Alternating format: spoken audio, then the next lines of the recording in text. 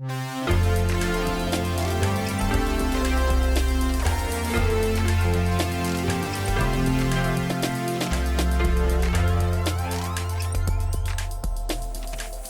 friends, and welcome to the February 3rd edition of Weekly Witness, Texas Impact's weekly podcast designed to help mainstream Texans of faith understand the legislative process and help you engage with the Texas legislature. My name is Scott Atnip, your host and Texas Impact's Director of Public Witness, and this week I am energized by the opportunity the Texas Impact team and I had to spend with United Women in Faith at their 3-day legislative event in Austin, which wrapped up with a trip to the Capitol just before the freeze struck Central Texas. We'll be hearing from two of the leaders of that event on this podcast. And it's always great to see the United Women of Faith because they come ready to learn, ready to organize, and ready to advocate for their legislative priorities to those in power at the Capitol. And most importantly, ready to return home to share the information with their networks, to organize in their congregations, and maybe most importantly, to begin the work of preparing and organizing to participate in the 2024 election cycle. I look forward to hearing how that work at home is going. UWFaith, I know many of you are listening, so remember to let us know how you're doing now that you are all hopefully back home. I am sorry that I left when the event ended. It sounds like those of you who got stuck in the hotel were having quite the time. As for the rest of you, you too can join the fun in Austin by registering for Texas Impact's Interfaith Advocacy Days, February 19th through 21st. We'll begin Sunday evening, have a full day of legislative training Monday at First United Methodist Church of Austin, and make Capitol visits Tuesday morning. This will be a few great days of fellowship, training, and action, so I hope that you'll promote it to your congregation and friends. The registration is now live online at texasimpact.org. And while we're in the early stages of session and while you're visiting the website, before things start to heat up in the next few weeks, I hope you'll head over and join one of our legislative teams. Click Join a Team and sign up today. If you have questions, you can email me at scott@texasimpact.org. As for today, we are excited to be joined by United Women in Faith Legislative Event Committee Chair Mary Brown and UWFaith National Board Member and Texas Impact Board Member Darlene Alfred for a conversation about UWFaith and civic engagement. I hope you enjoy the conversation.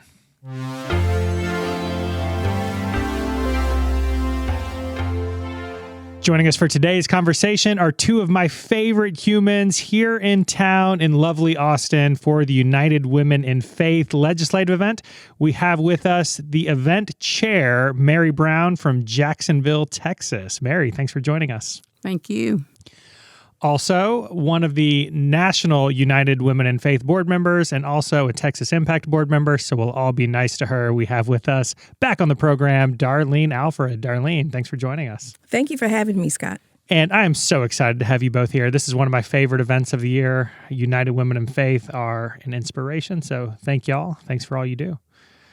We're going to start out by talking about why you both do this, because there are a lot of things that both of you could do in your communities, in your church, in the legislative process, but you've chosen to devote a lot of your time to both United Women in Faith and this event, the legislative event. And Mary, I know you shared a story about kind of a family heritage about why you've chosen to participate. So why don't you tell us a little bit about that? Well, I think one of the reasons that I find this kind of event very important to me, it really starts with my grandfather, who was a school teacher and also at times, school principal. But he seemed to have a hard time keeping a job because he would speak out on events in whatever community he was in. In the 1920s in particular, when the Ku Klux Klan was very active in East Texas, and he made it known that he did not see this as something that the churches should be supporting. And there were many newspaper articles at that time that there were churches and ministers preaching from the pulpit of their support of the Ku Klux Klan and their activities. And when he would speak out, then the school boards would meet and decide that they did not need his help anymore in their school, and he ended up moving on. So for many years, he kind of was on a pilgrimage around Texas, finding a place to be the minister. So I think that even though he never told me these stories, he probably died when I was a middle teenager. It's something that I must have, I think, inherited from him and from my mother. My mother was a long-time United Methodist woman, although it was WSCS then, Women's Society of Christian Service. And it was something she did all the time, and I picked up that this is an important thing. This is something that my family should continue.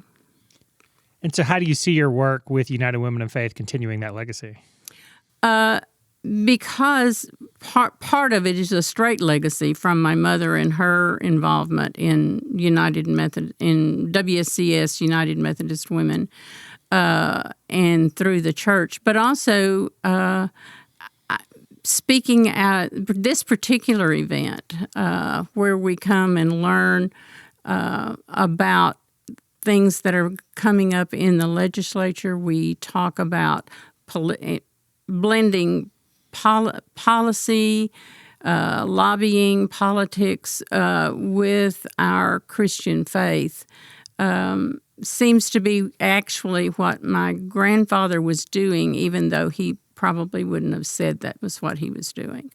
So I see this as this is part of what we're called to do as faith-based people and as Christians, is caring for others and looking after the least of these. And this is one of the ways to do that.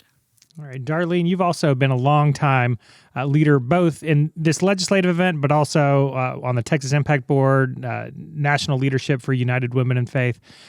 Why have you chosen to spend your life, your time doing this work? Scott, I became involved with at that time, United Methodist Women, now United Women in Faith, about 14 years ago. And I was very active in my community of things that I saw that I felt were just wrong, things that I felt that the church had an obligation to stand up for. And I got involved in racial justice and social action. And then I came to my first legislative event about 14 years ago. And I came just as a member. The next time I came as social action chair for my conference. The next time, I believe I was chairing the event, and then I've been past chair because each time I want to make sure that there's some involvement by me. With the legislative event, as people come, they learn to stand up for those individuals who can't, to speak out for those who can't or won't, and at the same time, learn the process so you're not just talking, but you're acting, that you're being an advocate for these things that you know to be wrong for yourself and for others. Are there any particular issues you've had a chance to address over the course of the years that felt particularly meaningful to you? For me, there's been a couple. One of the most important for me was when we worked on the payday loan situation. We spent a lot of time on that because that was affecting so many individuals who were being preyed on because of the lack of. And that lack of that they were being preyed on was predicated by the society, by some of the laws that were in place and not in place. And so we worked towards some regulations for that. That meant a lot to me. The other thing that we worked on inadvertently when we talked about domestic violence, because in the domestic violence piece, there were, again, laws and regulations in place that did not allow the victim in those situations to move forward. And so these things were important to me then. They're important to me now. One of the biggest things that we're working on now is making sure that we shine a bright light on these situations by county, by state, by jurisdiction. Yeah, I think that we start talking about issues, and full disclosure, we're recording this interview just before the legislative event kicks off, so we haven't heard from all of the women just yet, but there are some historic issues that United Women in Faith care about. There's a lot going on in our state right now. What's your take in terms of what you think either you all will prioritize or the group might find important as we go throughout the course of the next few days? Well, one of the things that United Methodist Women and now United Women in Faith has always put as a priority is anything that relates to women, children, and youth. So those are big issues, whatever, There are particularly things now involving maternal health, child health, youth, schools, how we all interact, and some of those, have a broad range of issues, whether it's healthcare, whether it's education, and then we look at how to take care of children that are not seen as in the mainstream. Our LGBTQ society really needs somebody to understand what's going on there. And so many of the issues are complicated, and they're not things that we maybe all agree on what the problem is. We don't always agree on what the answer is, but as United Methodist and United Women of Faith, this is something that we are called to do. And one of the things this year, our theme last year was Draw the Circle Wide. And I think that we've moved into doing that this year, and we've really encouraged many women to come regardless of their denomination. So I think we're going to see, or have seen, since this is ahead of the fact, we will have seen many more denominations participating with us this year. This is not a one group issue or a one group solution. Darlene, I want to give you a chance to answer that question, but before we get there, as a national board member, how long do we have to go saying United Women in Faith, formerly United Methodist Women? Is there a time frame for that? Or There's not a time frame, but you have to understand we've had many name changes over the years, and United Methodist Women is one that was catchy, for lack of a better phrase. It was easy to say. The acronym was there, so people say United Methodist Women or UMW. Right. And so what we've done is to make sure that people understand they can still say UMW, United Methodist Women. That is still our corporate name. Right. We are acting and hosting as United Women in Faith. So what I have told people is, when you say United Methodist Women, don't stumble and stammer, because that is a proud name to have and to know. Okay, that's good. So what I've trained myself to do is, when I say United Methodist Women, I follow that with now United Women in Faith. That's good, because you'll know, the audience might not, that I definitely said United Methodist Women in the intro and we had to redo it. So it won't be the last time. Anyway, Darlene, back to you. Any issues you think that either you or this group will particularly be paying attention to during this event? Well, as you know, our main goal is to make sure we do all we can to better the lives of women, children, and youth. And that is national. That's not state by state. And the school to prison pipeline covers so much of that. It covers issues with health. It covers issues with racial justice, and it covers issues with criminal justice. It covers issues of economic inability for some families. And so that's going to encompass quite a bit. So the school to prison pipeline shows how there are inequities in our system by design. And sometimes people don't see that until you open a door, open a drawer, turn on a light, and they have that aha moment, and they say, I never really thought of it that way. And most times people don't think of it that way because it wasn't relevant to them. So I am really excited about this event, but one of the things that I think we always stress, and you always stress, is that the event is not the purpose. or is not the goal. That legislative event is not the end. It's the beginning of a movement in our local communities and our congregations for justice year round, right? And so I think one of the questions we have to ask ourselves is, we're going to have a couple hundred people participating in this, either coming to the Capitol or virtually. What do you hope they do next? What comes after legislative event? And Darlene, I know you were talking earlier about the work of storytelling when we get home, but what comes next? Well, let me go back a minute when we talk about legislative event. At one time it was a legislative day, but it has turned into an event in that it's not a one and done. It's not a one day. So we have time to learn, to share, to participate. And therefore, when we go to the Capitol and meet with our legislators, we are armed with better information. So it's much like we talk about storytelling. A story has a beginning and a middle and an end. This doesn't have an end, because at the end of the legislative event and after the Capitol, you are now armed, you are ready, and you are able to go and speak to the legislators after that.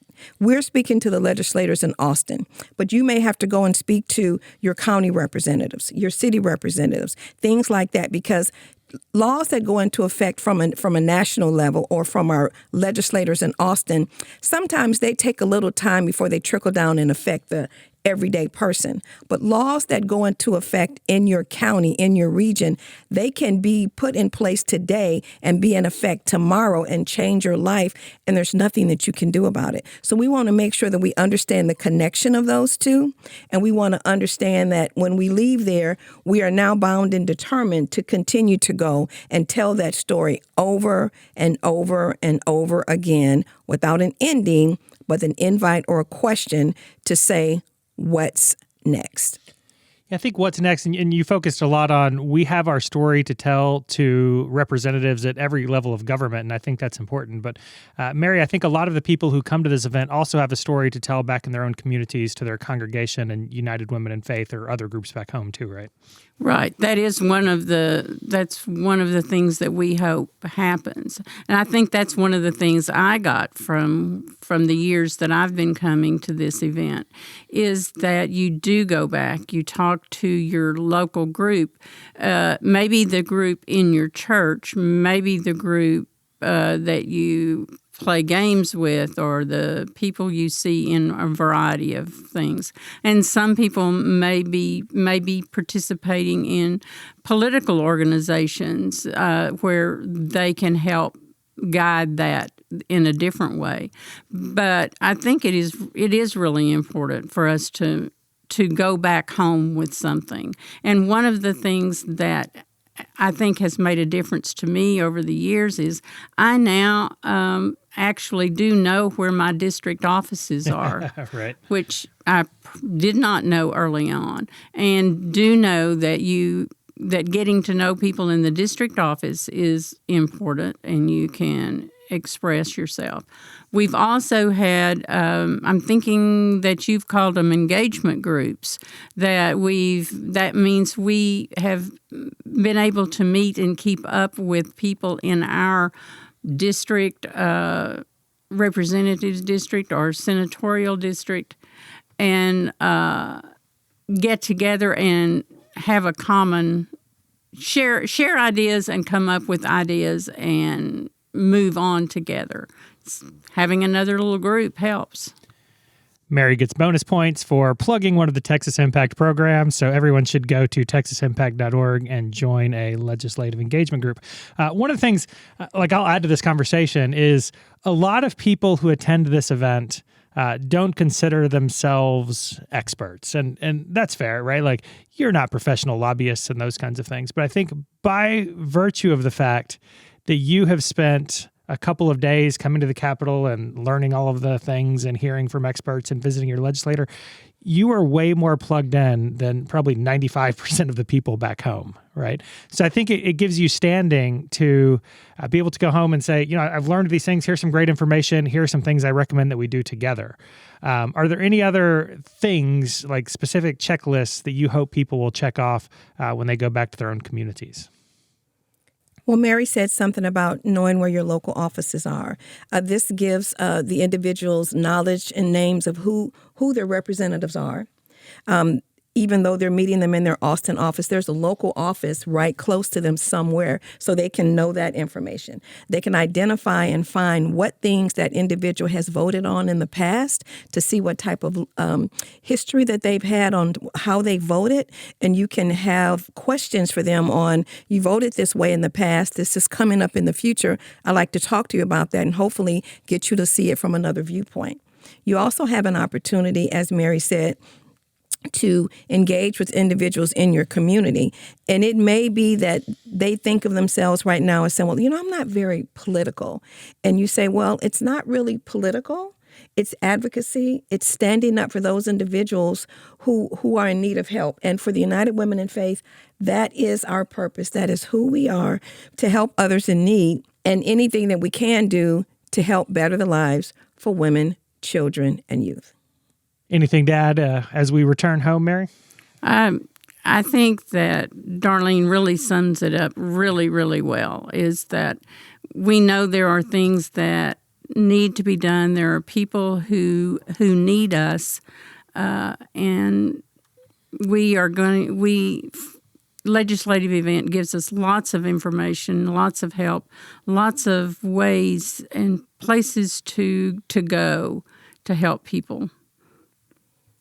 And I'd like to add something. When you come to Legislative Event, you now have a whole fellowship of individuals who have the same mindset as you of helping others. You may not all agree, but you have the same mindset that there is something that is out there that needs attention, that there are people in need, and you have someone who understands how you feel.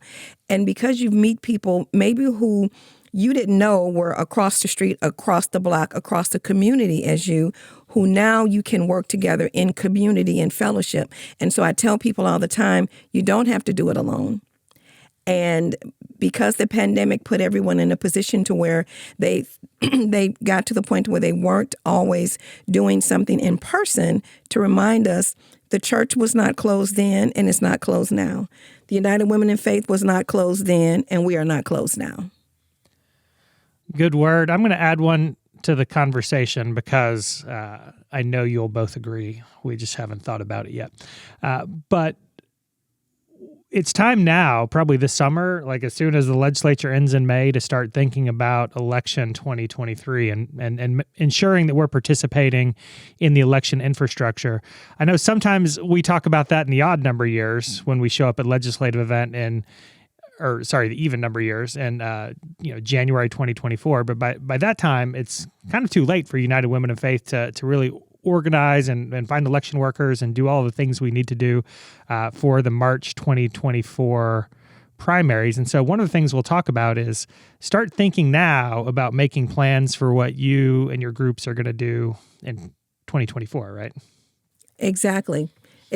We will need to be looking forward to planning voting events. We'll talk about voting rights. We'll talk about availability and access to that. So this is something that we plan in advance, and we make sure we actually look at the date that these things are going to occur, and we walk backwards so that we can make sure that we hit all the deadlines, that we meet all the criteria, so no one who wants to vote is in a situation to where they can't. That is really true. I think voting, all the things around voting are one of the things we need to keep in our mind all the time. And that is one of the good things that I think that Weekly Witness has done. And we were talking earlier about going back and watching old episodes. I think episodes that you might want to go back and look at are some of the ones where Josh Houston has talked about voting and who really elects, how few people are voting and electing our representatives and our senators and all of our officers. I think that message is something we need to get loud and clear. All right, Mary's up 2-0 in terms of Texas Impact shout-outs today. Darlene, you've got some work to do here to close out the episode. All right, anything else y'all want to leave our listeners with today before we sign off? Guess not, but thank you for having us, and hope that people will pay attention to the legislative event, as it is a very important.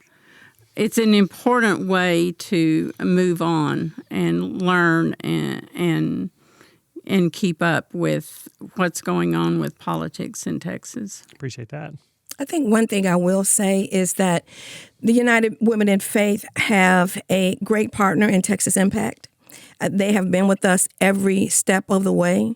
It's been over 30 years that they have been with us, planning the program, securing the speakers, and this is just work that we could not do without them. So as Scott mentioned, I am a member of the Board of Directors for the United Women in Faith, but I am also a member of the Board of Directors for Texas Impact. I am a long-term member of Texas Impact, and I would suggest to anyone who wants to have information, have access to update and current information, to become a member of Texas Impact. You can become an individual member. Your church can join as a member. Your group or organization can join. But these are all worthwhile ways for you to learn, to continue to grow, and to continue to be an asset in your communities. Looky there, Darlene's climbing back up the leaderboard with a membership pitch at the end. We appreciate that. And we appreciate both of you. Thank you so much for your leadership here in the great state of Texas and in this event. I love spending time with both y'all and am thankful for the time today. Thanks, y'all.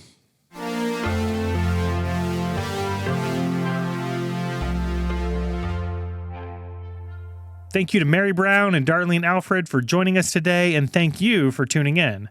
I hope you enjoyed this conversation, and I hope it inspires us all to do the work of justice and democracy, both during the legislative session and beyond. We are in the beginning stages of the Texas Legislature's 140-day legislative session, and we look forward to resourcing your advocacy and justice work during the session. I look forward to your questions and suggestions, so feel free to reach out at scott@texasimpact.org. As we wrap up, make sure that you are subscribed to the podcast and sharing it with your friends and congregations, and go to texasimpact.org for other ways you can get involved during the legislative session. While you're there, make sure that you and your congregation sign up to be members of Texas Impact to support this podcast and the work of Texas Impact year-round. And with that, I think it's time to draw this episode to a close. So remember, the world needs Texans of faith active and engaged.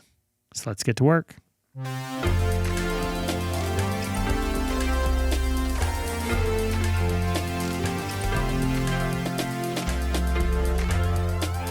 Weekly Witness is hosted by Scott Atnet, engineered and produced by David Fasalo.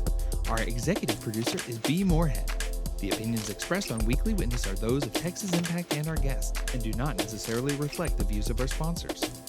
Weekly Witness is a product of Texas Impact, people of faith working for justice. Visit us online at texasimpact.org.